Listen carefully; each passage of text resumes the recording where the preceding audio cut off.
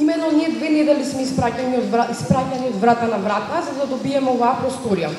Замислете да каните ни кажа дека тие немаат надлежност да ја одобрат оваа просторија и не испратија кај ректорот. Што е смешно, ако деканот не може да одобри својата просторија, тогаш кој може? Што е уште посмешно, како што јас добро знам, ректорот е задолжен да го представува универзитетот во земјата и во странство, не да се занимава со одобрување на просторија. Кога отидовме кај ректорот со барање, тој ни го кажа исто, тој не врати назад тука, кај деканите. Кога не врати назад кај деканите, тие ни одобрија многу помала просторија, А2, која нема да собере ни 1/3 од луѓето тука. А сега на 15 минути пред дебат, пред оваа трибина, тие ни одобрија просторија, кога беа веќе исплашени од студентскиот марш, со тоа што продеканот на филозофскиот факултет изјавил дека вие секогаш можете да го убиете амфитеатарот А3. Ова е срамно и затоа би сакала да побарам од нив јавно да ни се извинат за оваа неправда, затоа што ние не баравме користење на вашиот личен имот, ниту пак баравме некаква услуга, туку ние баравме да ни го дадете она што на нас законски ни припаѓа. А сега за сите оние што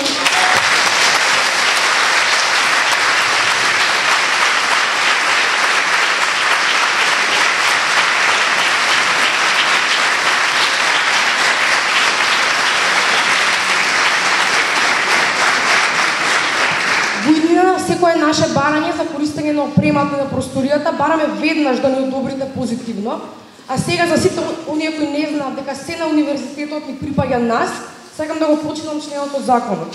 Како редовни студенти при УКИ и како еднакви партиципанти имаме право на слободно користење на просторот и опремата на факултетот, што е утврдено со следниот член од Законот за високото образование на Република Македонија. Член 150.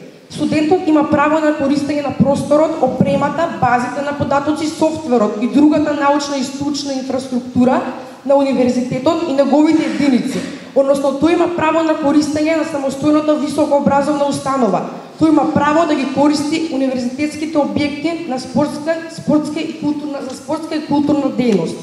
Исто така, да повторам, доколку да некој не му се допаѓа оваа изјава, во членот 150 од законот пишува дека секој студент има право слободно да го искаже својот став за функционирањето и активностите на високообразовната институција.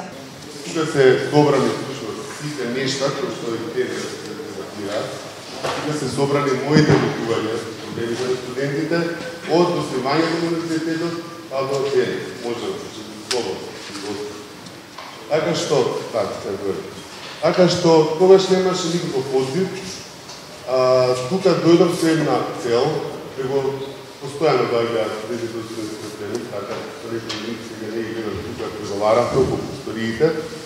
Значи, не беше проблем дали да се одбори просторија, бидејќи забележувате дека сите трибини се еднакви од факултет и од дебатава, дури двајца факултет, така што се доста резултати од историјата многу напредни идеи секоја што пуснуваме од факултет, пак сте на факултет, иако едно сега стикнува на филолошкиот факултет, но таа моја колумна, која што излегуваше во 3 приложенија, каде што јас ги собирав сите проблеми во високото образование, што јас мислам дека се важни, проблемите со законот за високо образование, заборавев на еден момент, бидејќи мораме да бидеме искрени, болонските процеси, кои што започнаа веќе неколку деценија и половина траа, 2004-та, кои започнаа во сите тие реформи, сите тие тела, беа вклучени професори науки.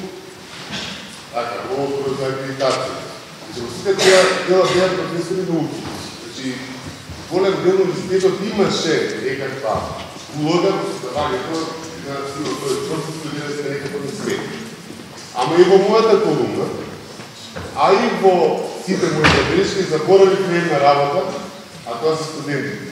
Што ние никогаш не ги прашавме студентите. Сега, вие за вашите протести не подсетите, а наша желба како професори е сето тоа да биде академски, сето тоа да биде да се развива како дебати, да ги изнесете вашите забелешки, да дадете предлози и може би, како што рече професорот Тутуловски, ја го знам дека не сака да се повикам неговото име, секоја генерација си има своја борба. Така што јас сум добар студент, Јас кога станав наставник, јас го правев тоа што не сакав мене ми го прави студенти. И затоа ја напишав таа колумна за УТУМ, за важност на универзитетот, за да покажам на некој начин дека најголем дел од сите тие решенија треба да преследуваат токму вака со сите учесници на овие, да кажем, ученици од процесот на високо образование, а секој не учества.